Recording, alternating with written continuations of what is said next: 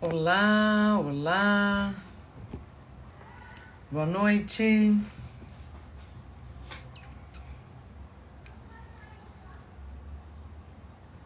Tudo bem, João, Edan, Cristiane, sejam todos bem-vindos, bem-vindas. Fábio Cardoso, Neila, querida, que bom ter você aqui. Hoje nós teremos uma conversa muito interessante com o historiador e professor Marcelo Lambert. Ele contribuiu muito para que eu compreendesse o tempo, para compartilhar com vocês os conhecimentos aqui no livro Dá um Tempo. Como encontrar limite em um mundo sem limites, Globo Livros. E ele vai contar aqui para nós como ele pesquisou o tempo desde quando ele começou a estudar o assunto. E depois vou querer saber como estes novos tempos vão ser registrados nos nossos livros de história. Vocês estão me escutando bem? Tá mudo, é? Que estranho. Deixa eu ver. Minha mãe já está aqui, então ela já vai responder. Dona Luzia, tá me ouvindo? Vocês estão me ouvindo? Aí assim eu posso continuar. Estão? Maravilha. Ótimo. Obrigada, Aline, Márcio, todos que estão aqui. Ouvindo bem. Então, vamos em frente. Então, meus amores, enquanto eu vou colocar aqui o professor Marcelo, Sussu Aromas, Falar Cura, Luana, sejam todas bem-vindas, que alegria ter vocês aqui. Eu vou pedir para que todos respirem fundo.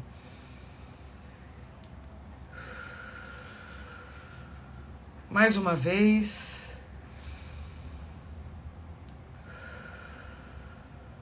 Mais uma.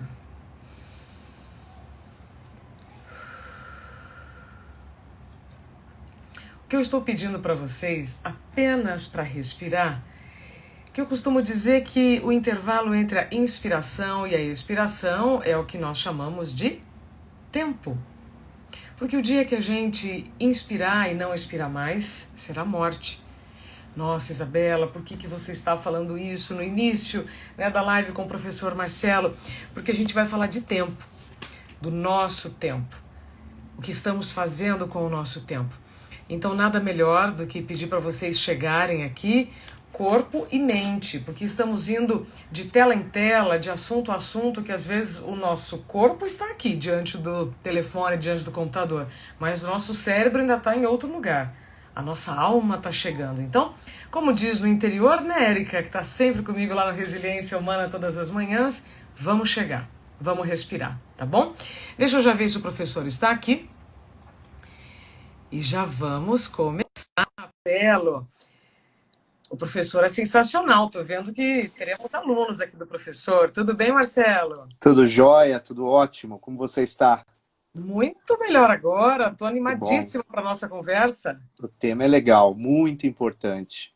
Nossa, eu me lembro como se fosse hoje, professor, quando eu fui até o seu escritório, né? Nós tivemos a ajuda do seu assessor de imprensa, ficamos 2 horas conversando Isso, é, e eu fiquei muito feliz, porque é incrível como o universo vai nos conectando com as pessoas certas. E eu tenho certeza exatamente. que a nossa conversa, o que você contribui no livro Dá um Tempo, vai ajudar muitas pessoas a olharem para o assunto com um pouco mais de carinho. Sim, claro. Professor, eu gostaria então que você se apresentasse aqui para toda a nossa audiência.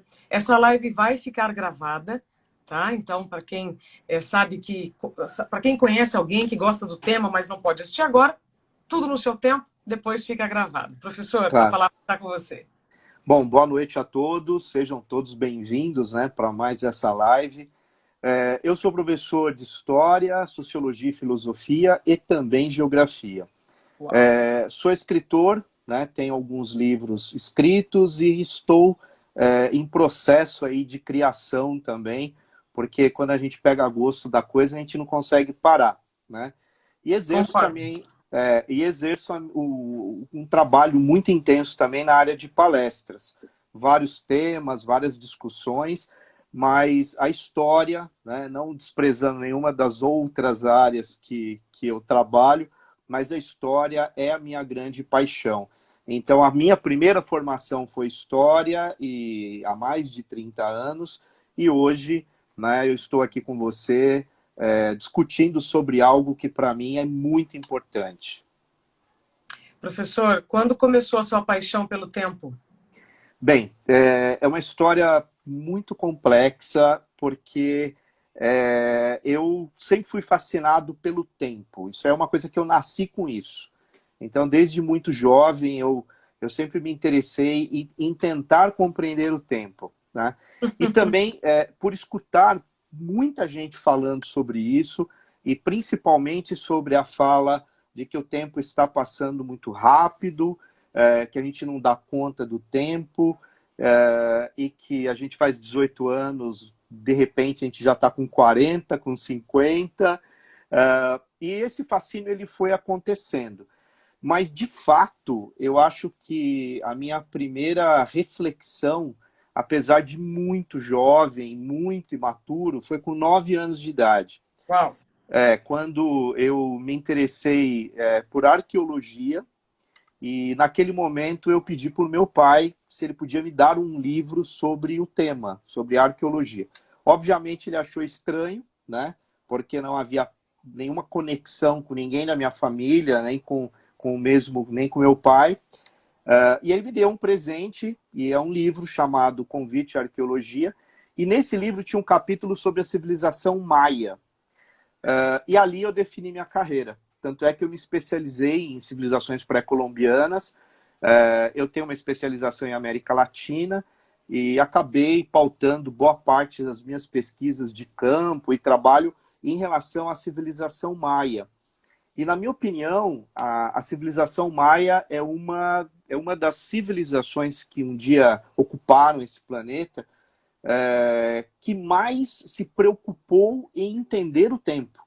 Então, por conta disso, eu acabei mergulhando na civilização, acabei, assim, de verdade, pulando de cabeça em todo o conhecimento ligado à civilização maia.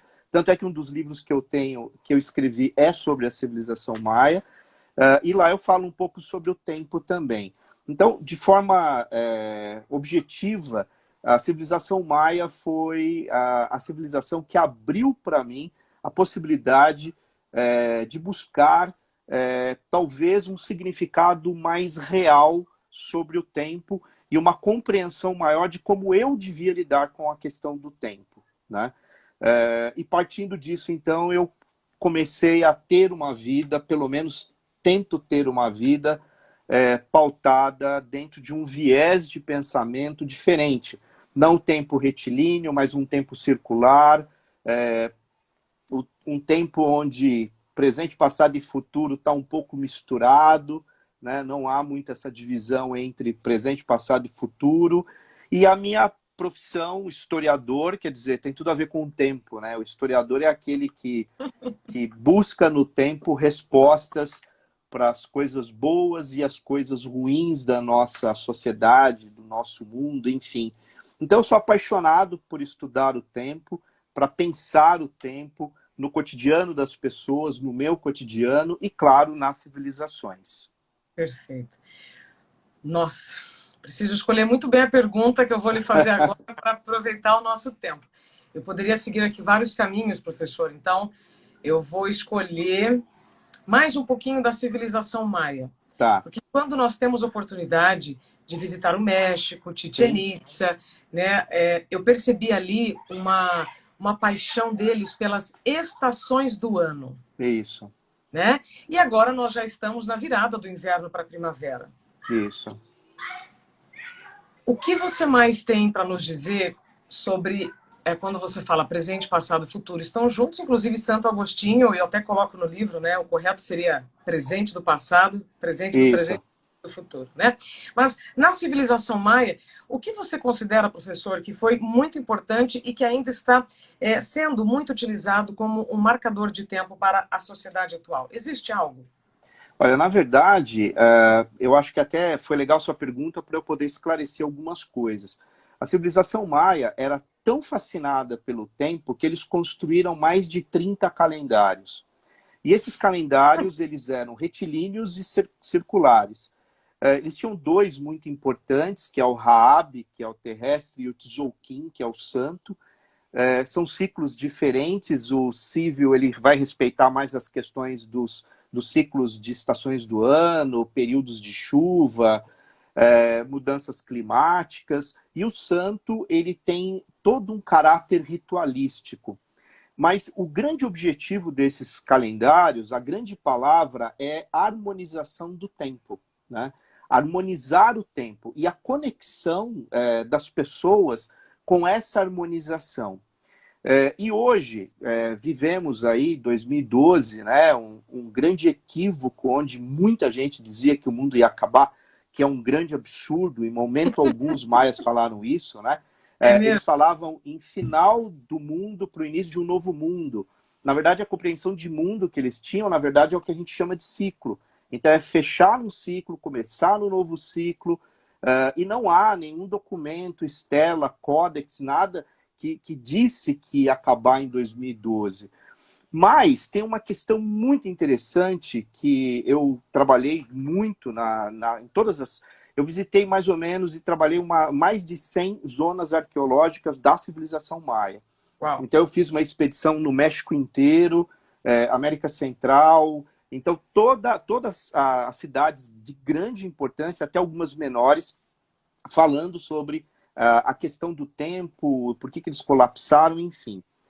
E todas essas civilizações, todas essas cidades, né, todas essas zonas arqueológicas, não há nenhuma citação em relação ao final dos tempos, mas tudo que era construído era pautado numa lógica do tempo e numa lógica astronômica. Então os maias eles eram exímios astrônomos, e uma coisa interessante para os astrólogos, a civilização maia já reconhecia a astrologia e já aplicava a astrologia no cotidiano.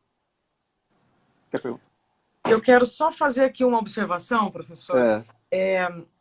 Quando eu fui fazer essas pesquisas, né, para o livro, eu fiquei encantada apenas de conceber que antes de tudo que hoje nós temos, a única atração era o céu.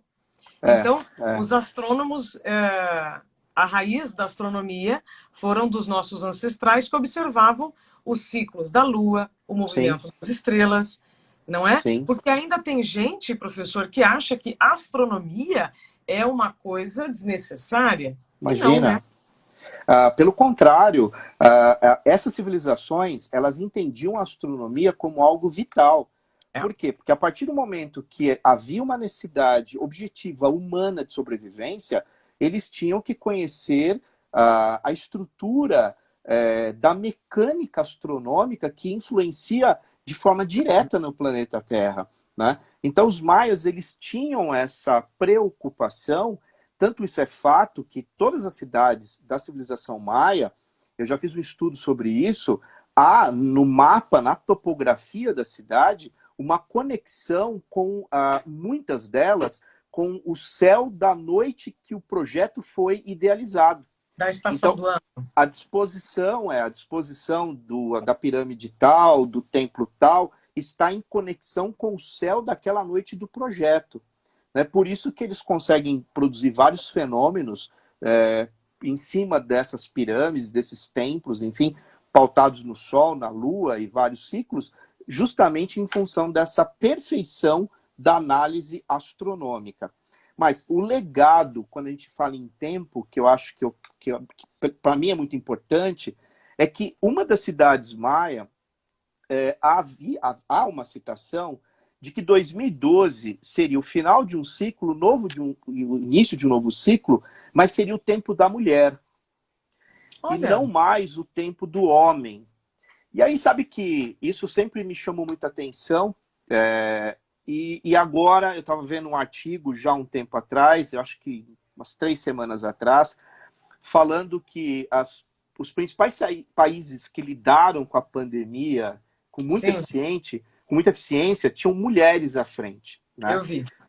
E isso é muito legal. E hoje a gente percebe um papel da mulher, desde o mercado corporativo até instituições de ensino, ocupando cargos de reitoria e cargos de grande relevância, E eu percebo ainda, claro que a luta é grande, a luta ainda tem um caminho aí, mas eu acredito que os maias, nesse sentido, há uma coerência e um legado no sentido de percepção, porque eles eram muito, eles eram um povo ritual, né? Um povo ritualístico.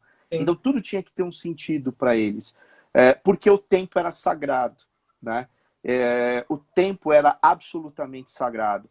Então tudo aquilo que eles faziam em vida tinha que ter um sentido. E esse sentido, ele tinha que ter, assim, tinha que estar agregado a uma coisa que... São algumas palavras estranhas, mas eu explico.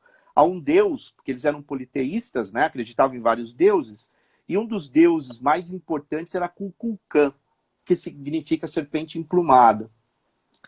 E, na verdade, esse Deus, ele não tinha bem uma forma, mas ele era um estado de espírito. Então, lembra muito o estar Buda, o estar budista, o estar em elevação.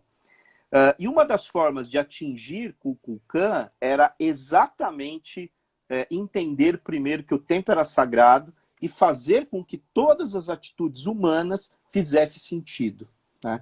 É muito profundo. A filosofia maia é uma coisa impressionante. Fantástica. Professor, eu não sei nem como é que tá a bagunça aqui atrás de mim, mas eu preciso pegar uma coisa que está aqui do meu lado para te mostrar, tá? Fica à vontade. Então, não reparem a bagunça.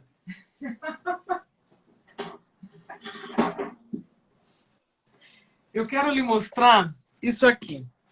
Quando eu estive lá, olha. Tá. Esse é o calendário maia. Isso. Me chamou muito a atenção, deixa eu só aparecer um pouquinho, me chamou muito a atenção, professor, que eu tenho a impressão que este homem está carregando um símbolo do tempo. Isso. É isso? Esse é o Deus do tempo.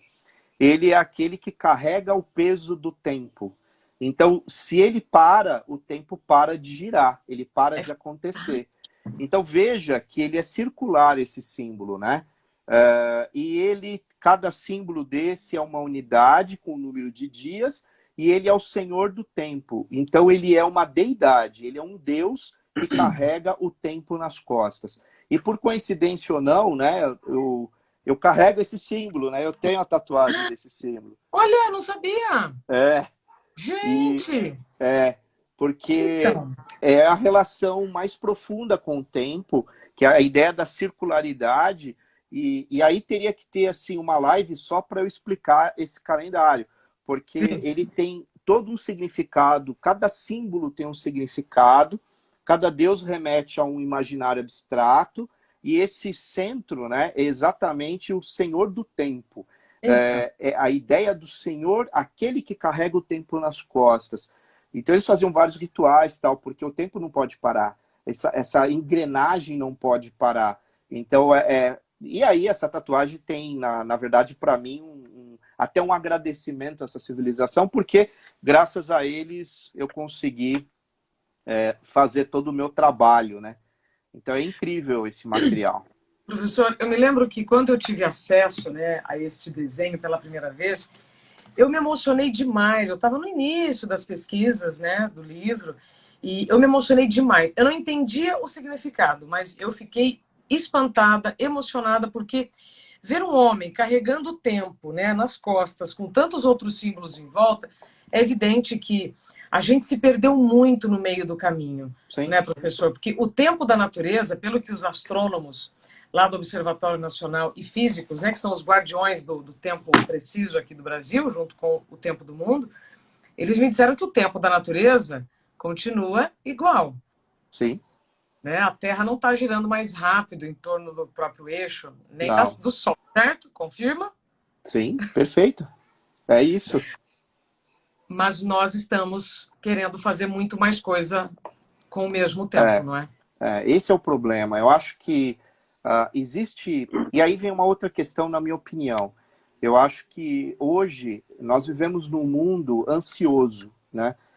Todos nós somos muito ansiosos, né? E a gente não consegue viver o agora, né? A gente fala muito nisso e eu acho que tem que ser um exercício diário, porque nós sempre estamos preocupados por aquilo que está por vir, e a gente acaba deixando momentos muito especiais passarem simplesmente, né? E eles pulverizam, eles se perdem. E quando a gente, de repente, dá conta disso, talvez não haja mais tempo, né? A gente fala muito isso em relação até à questão da morte, né? Não tem como. Se você for estudar, a gente falou de civilização maia, e se você estudar espiritualidade maia, você vai perceber que eles começam estudando a morte. A primeira coisa que você vai estudar é a morte. Porque, na verdade, até a própria filosofia, ela diz, né, que o ato de filosofar é uma preparação para a morte, né? Sim, reflexão. Que é a reflexão. Agora, a partir do momento que você valoriza seu dia a dia, seu tempo, o seu momento, né, o seu segundo, você começa a ressignificar uma série de coisas na sua vida, né? E claro, pensar uma série de outros valores que são muito mais relevantes do que aqueles que te levam a essa ansiedade, né? Claro que a gente precisa ter uma condição legal para fazer nossas viagens, pesquisas e hobbies.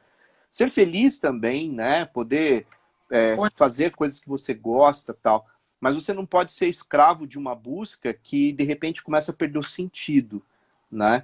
E aí vem a história do legado, né? O que na verdade você quer dizer, né? Porque tudo que é sólido se dissipa no ar, né? Então, tudo que é sólido Agora, o que você constrói, né? Quer dizer, eu estou aqui com o seu livro, né? Quer dizer, isso aqui está eternizado. Eu sempre falo da minha biblioteca. Eu estou no meio de muita gente aqui. São muitos pensadores.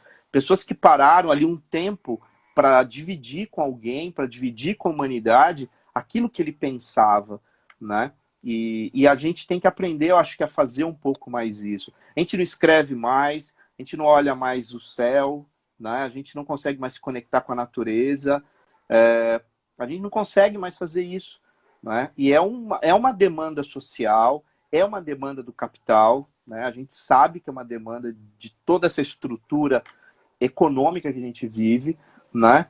E tem até uma brincadeira que fala, né, que o capitalismo ele só sobrevive porque a gente tem vizinho, né? Porque o dia que a gente não tiver mais vizinho, você não precisa mais ter o melhor carro, o melhor celular. Então a gente Mas precisa ter aí uma visão diferente das coisas, né? o vizinho também pode ser substituído pelas redes sociais, né? Que são Sem recortes que nenhuma são dúvida. ladrões de tempo. Sem nenhuma dúvida. Professor, precisamos de umas 3 lives, né, para falar tudo que envolve o tempo. Bem, então vamos lá. Nestes novos tempos, como você disse, estamos vivendo um tempo muito mais ansioso pelo Sim. excesso de acessos e tudo, né? Não vou ficar aqui chovendo no molhado. Mas Ah, eu gosto muito de olhar para o passado para compreender por que estamos como estamos, né? sim, E a evolução da comunicação e dos transportes, eu tento colocar um pouquinho ali no livro, me ensinou muita coisa. claro. Só que eu vi também pessoas antes de Cristo reclamando do tempo. Então, Sim. como você percebeu nos seus estudos, em toda a história, esta nossa ambição, essa ganância em querer fazer mais coisa no mesmo dia e ainda culpar o tempo, Ah, né? eu acho que isso é da natureza humana, Isabela. Sempre foi Eu assim? acho, eu creio que sim. Eu acho que a natureza humana, e aí é claro que existem as especificidades de cada um de nós, né? Mas eu acho que a natureza humana, ela é esse buscador. Eu acho que nós temos isso agregado até uma questão intuitiva nossa, né? Isso tem a ver um pouco com conhecimento intuitivo e que é essa necessidade de buscar respostas, de querer entender. E a gente culpa o tempo como a gente culpa a nós mesmos, né? Muitas vezes. Na verdade, é falta de um planejamento, é falta de respirar, como você fez no início da live, parar para pensar antes de agir ou falar. Então, hoje, se intensificou, porque a partir da primeira Revolução Industrial, que foi a partir de 1750, né, na Inglaterra, a tecnologia ela atinge um nível de velocidade nunca visto na história da humanidade. Portanto, o número de pessoas atingidas por essa lógica aumentou absurdamente. E quando a gente tem o advento das redes sociais, da internet, tudo isso, e com a globalização, pós-Guerra Fria, você tem uma potencialização ainda maior dessa massificação de tudo isso que a gente está discutindo aqui. Então, eu acredito que isso produz uma ansiedade num número muito maior de pessoas. Mas, desde os primórdios, a humanidade ela já possui essa gana, né, e essa ansiedade de tentar lidar com o tempo. Com uma diferença, talvez. Com a Revolução Industrial, tem uma coisa interessante. Quem tinha o relógio? Era o dono da indústria, porque ele era dono do seu tempo, né? E aí você começa a perceber que não é a natureza que determina as suas relações, mas sim aquilo que representa o capital, né? E aí vem todo o avanço tecnológico. Pensa a transição do 19 para o século 20. Uau. Quer dizer, é um absurdo. Pega a aviação da Primeira Guerra Mundial, que era aviões de seda, e pega o avião hoje, né? Era isso, foi para isso. Sim. Né? Isso porque foram muitos séculos para chegar nisso, que depois se transformou em milhares para chegar nisso, que parece até um objeto old fashion, né? Um objeto já de museu, não é, professor? E se você fizer uma analogia, talvez muito simples, o tempo ele é um elemento agregado ao poder, quando ele é trabalhado de forma déspota, né? Agora, o tempo, quando ele é utilizado para o sagrado, é quando você utiliza o tempo para dar sentido à sua vida. Perfeito. Então, há uma relação completamente diferente deste tempo determinado por uma lógica, seja ela qual for, e o tempo que é aquele que nós desejamos e aquele que talvez é para vivê-lo que nós nascemos, né? E como entender isso, né? Então é um desafio. Eu acho que não vai dar tempo da gente falar de Cronos e Kairos, que eu acho é uma história fantástica também para a gente fazer. Mas, professor, nesta próxima meia hora, eu preciso conversar com você sobre o Zeitgeist, né? Esse espírito do nosso tempo, e como então estes nossos tempos poderão ser registrados na história, poderão fazer parte desse Zeitgeist. Olha, eu estava discutindo sobre isso e a gente estava pensando o seguinte, eu estava com um grupo de pessoas online, né? Foi, na verdade, uma aula minha de sociologia. E a gente estava refletindo exatamente sobre isso, né? A quantidade de registros que se produz hoje. Isso. E essa quantidade de registros vai ficar, desculpa, para a posteridade. Isso é porque eu estou dando aula desde cedo. Quer tomar uma água, professor? Eu já vou trazer para mim aqui. Pronto. Enquanto isso, a gente vai respirando também, professor. Vamos dar mais uma respiradinha? Mas você vê como é que tá a garganta, né? Chega essa época do ano sem chuva, a gente vai ficando assim. Então, só um segundo. Para o professor dar uma restabelecida, já que agora a gente vai mudar de assunto, eu sempre sugiro, professor, que a gente dê uma respirada profunda entre um assunto e outro, porque aí o cérebro já pode... Opa, agora vem uma informação nova. Olha, chegou a água. Pronto, beba a sua água no seu tempo. E aí eu convido aqui todos que estão compartilhando o próprio tempo conosco, porque agora vem um assunto novo. E o cérebro precisa entender. Agora é um outro assunto. Estão todos relacionados? Sim. Mas agora vem uma outra parte. Então vamos respirar mais uma vez, ó. Relaxa, né? Não é? Vamos lá, professor. Tem só um comentário que eu preciso fazer. Hoje é dia 10 de setembro, Dia Mundial de Prevenção ao Suicídio. Exato. E como a gente previne o suicídio? Promovendo a vida. E como eu, como jornalista responsável, né, pelo que eu falo, posso promover a vida? Lembrando que tempo é o intervalo entre a inspiração e a expiração. Então, eu preciso lembrar que quando a gente não fizer mais esse movimento, né, professor, morremos. Sim. Ninguém quer falar de morte. É impressionante, mas a gente precisa falar do fim para viver a nossa carreira. Exatamente.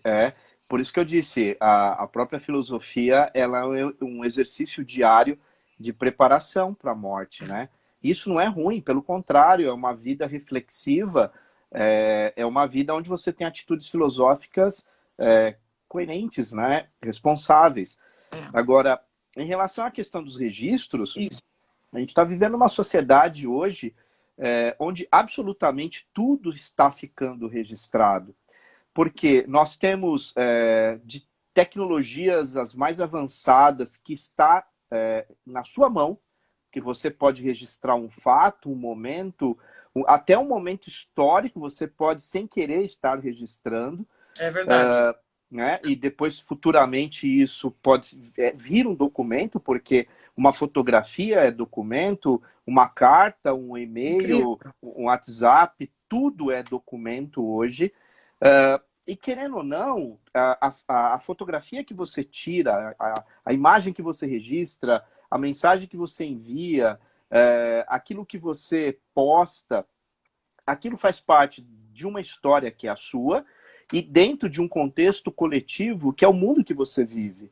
Né? Então, para o historiador, que no meu caso, que foi muito complexo o meu primeiro objeto de estudo, que é a civilização maia, quer dizer, deixou coisas escritas, né? Porque a escrita maia foi a mais desenvolvida da América e do mundo naquele momento histórico, mas infelizmente a maior parte foi queimado e destruído, né, pelo poder da Inquisição espanhola aqui na América, mas muita coisa sobrou. Então a gente tem uma base documental, mas nós temos as cidades. A cidade é um documento, a pirâmide é um documento, né? Você foi para Chichen Itza, é um documento, né? Então, é outra forma de registrar a sua existência. O homem lá nos primórdios, nas cavernas, ele registrou nas paredes, né, aquilo que ele tinha por cotidiano. Hoje, são várias paredes. Hoje, o mundo é uma grande caverna onde nós registramos todos os dias tudo, né? E tá na internet, eternizou. Tá? Então, É, pensem nisso. Até a questão da responsabilidade daquilo que fala e posta, né, nas redes, não esquecer isso, porque vai para a eternidade. Tá? Então, a ideia do tempo registro, tempo registrado, eu creio que nunca na história da humanidade nós tivemos um tempo onde tantos registros foram realizados e tanto legado histórico desses registros ficarão para as próximas gerações, para poder entender quem nós somos hoje. Né? Porque, sem dúvida nenhuma, os historiadores daqui 100 anos, eles vão olhar para trás e perceber o nosso mundo partindo do que nós deixamos documentado. Né? é o que fazemos com o tempo passado. Exato. Né? E aí vem a ideia do que você fala e que eu li também vários trechos interessantes no livro sobre isso, que é a ideia do pensar esse passado não apenas numa linha reta de que entender o passado para compreender o presente e projetar o futuro, né? Não essa coisa retilínea, mas no sentido das experiências, dos processos vividos, não é? Para que a gente não caia mais nessas armadilhas que são produzidas no nosso cotidiano. Né? Falar em armadilha tem uma coisa muito interessante que cabe na questão do tempo. Para os maias, eles falavam que a morte era uma das facetas da morte, fazer com que você não acredite nela. Então, essa é a primeira armadilha da morte. Porque quando você não acredita nela, você não vive a sua vida de forma intensa e verdadeira. Então, a partir do momento que eu reconheço a existência da morte, eu passo a viver com intensidade. Percebe? Então, eles colocam isso de forma muito clara na espiritualidade maia. A primeira armadilha da morte, que tem várias facetas, é fazer com que você não acredite na existência dela, para que Meu você pai. não viva de forma intensa. Né? Então, isso é muito profundo e dá Espera, muito professor. caldo. Espera, professor. Respira, gente. Respira, que essa informação provoca uns 5 pontos na escala Richter. Dá um tremor Bem, de 5 pontos. Porque, olha só, professor, isso tem tudo a ver com essa ilusão que nós estamos vivendo. e com essa resistência que muitos têm de não pensar na Sim. morte, né? E aí, veja, a diferença entre viver e sobreviver, para mim, ela é muito clara. Sim. Só que muitas pessoas só vão perceber que estão sobrevivendo quando vem uma pausa involuntária violenta. Isso. Morte de alguém, doença, acidente. Aí você fala, nossa, né? O que eu tô fazendo com o meu tempo?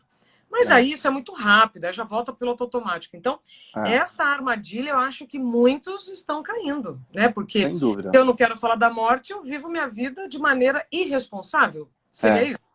É mais ou menos assim. Claro que é a música, né? Deixa a vida me levar. Inclusive é muito legal essa música, né? Para um momento ali de distração e tal. Mas nem todos, né? Não, nem todos. Não. A gente não pode partir desse princípio, né?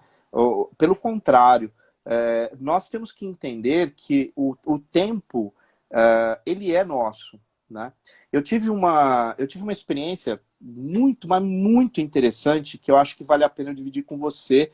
E o final da conversa tem a ver com o tempo. Oba. Então, rapidamente, uma das vezes que eu fiz um trabalho de pesquisa sobre as civilizações pré-colombianas, eu fui para uma cidade no México chamada Mérida. E lá eu fui um professor da universidade da região, né, da UAD, que é a Universidade Autônoma do Yucatán, que é ligada ao UNAM, lá da Cidade do México, enfim. Então eles destinaram um professor lá, um especialista, para me acompanhar e acompanhar a minha equipe naquela região. Então a gente foi lá em várias cidades ali e tal, que eu fiquei trabalhando naquela região. E esse professor era um senhor sensacional e ele estava com muito medo de sair para fazer as pesquisas. E eu não estava entendendo muito bem o porquê disso. Bem, depois de 2, 3 dias, eles resolveram fazer um jantar para a gente na casa desse professor. É muito comum no México eles abraçam muito, principalmente no Yucatán. Aí tudo bem, eu fui para esse jantar, a minha equipe foi junto, né? E aí eu vi que eles estavam recebendo a gente muito bem, mas muito bem, até para mais, né?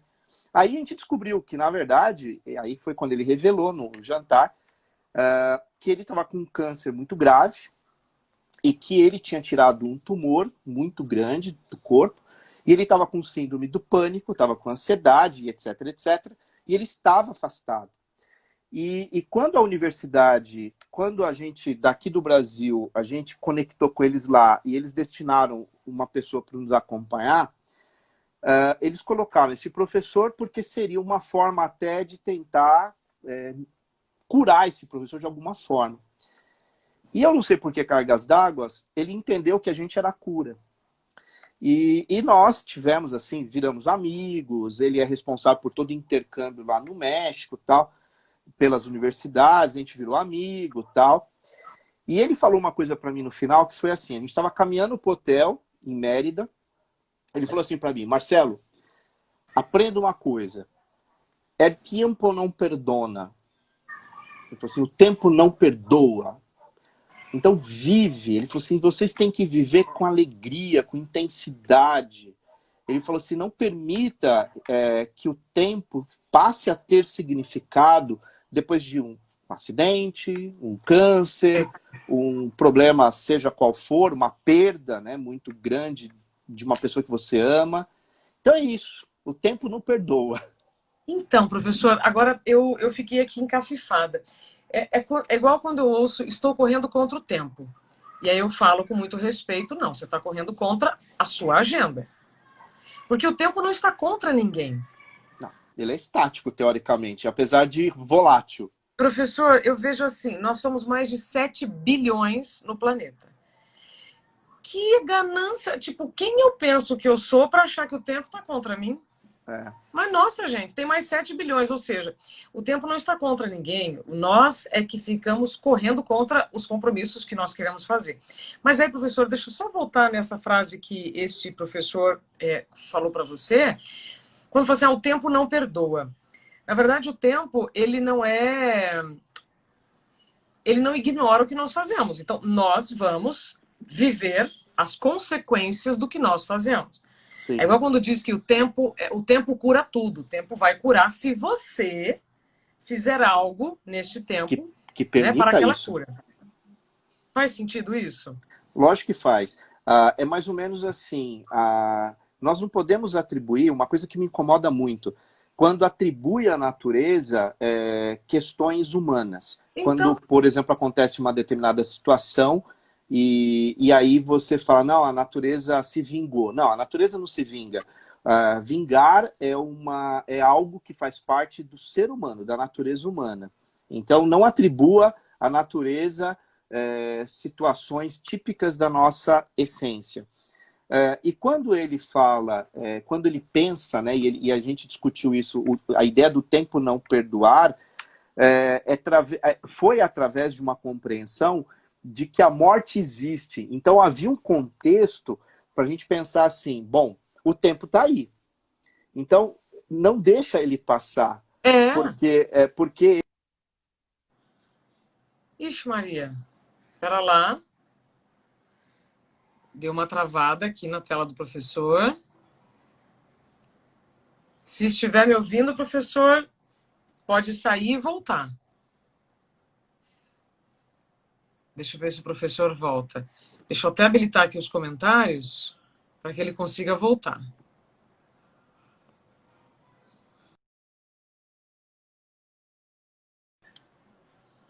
Pronto, o professor saiu, então ele deve voltar. Eu estou conversando com o professor historiador Marcelo Lambert.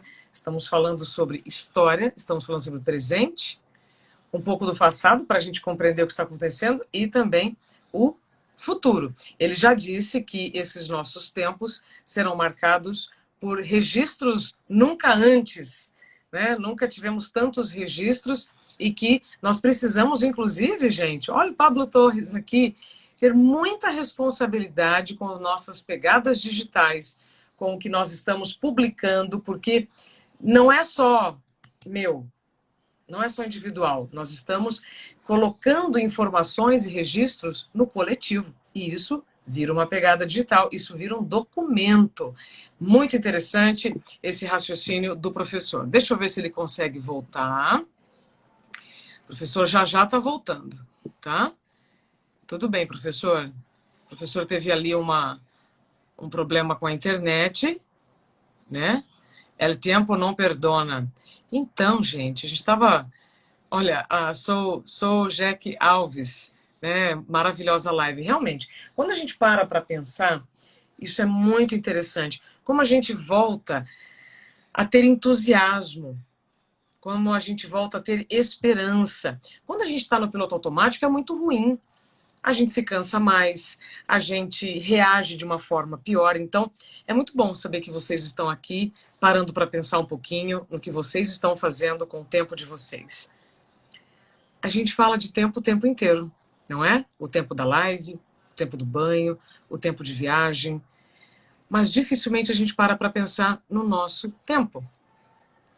Infelizmente, a gente só vai pensar nisso, na maior parte das vezes, quando acontece algum acidente, quando acontece uma demissão, quando acontece um diagnóstico assim, né, muito, muito violento. Então, como o professor estava dizendo, nós não precisamos viver uma pausa involuntária, uma pausa violenta para pensar no tempo, para refletir o que estamos fazendo com ele. Deixa eu ver se o professor já está aqui, para a gente poder continuar. Ainda não. Não tem problema, professor, no seu tempo, tá? E se a gente não conseguir terminar hoje, a gente vai remarcar sem problema nenhum. Deixa eu, então, olhar aqui os comentários. O Pablo Torres, meu querido amigo que lida com viagem, o tempo do lazer, não é? O tempo da criatividade, o tempo da liberdade. Pablo diz assim, o tempo nunca será nosso inimigo. Isso é coisa do ser humano e das agendas loucas que nós mesmos permitimos. Aplausos digitais para você, Pablo, é isso mesmo. Né? Então, quando o Geraldo diz aqui, temos que viver a vida do jeito que ela nos presenteia. Na verdade, gente, somos nós que nos presenteamos, né?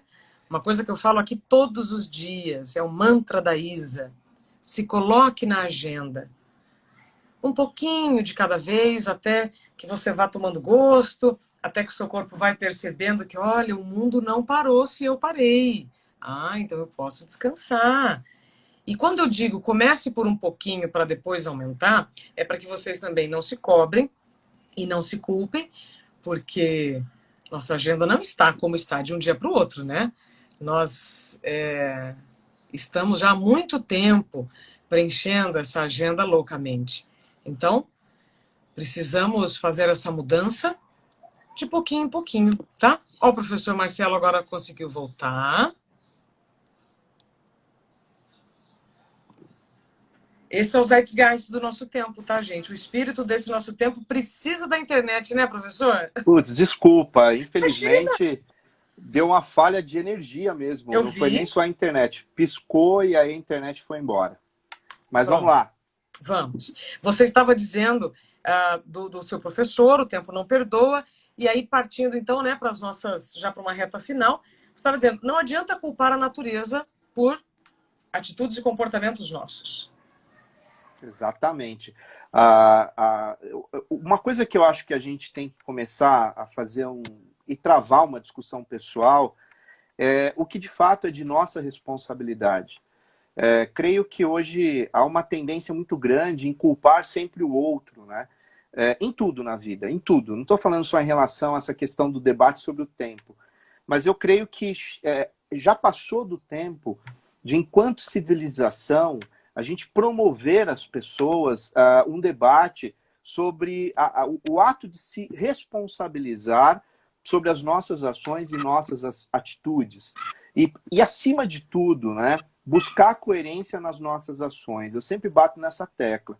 E quando a gente leva para o tempo, para a natureza, seja o que for, elementos típicos da natureza humana, na verdade é uma válvula de escape, é um subterfúgio que nós usamos para minimizar a nossa culpa, a nossa falta, às vezes até de capacidade pessoal, de reconhecer as nossas falhas e não esperar. Eu sempre digo, não espere a catástrofe, né, para você valorizar as pessoas que te cercam, a comida no seu prato, as relações humanas, né, a importância agora, esse tempo aí isolado, esse tempo longe das pessoas que nós amamos.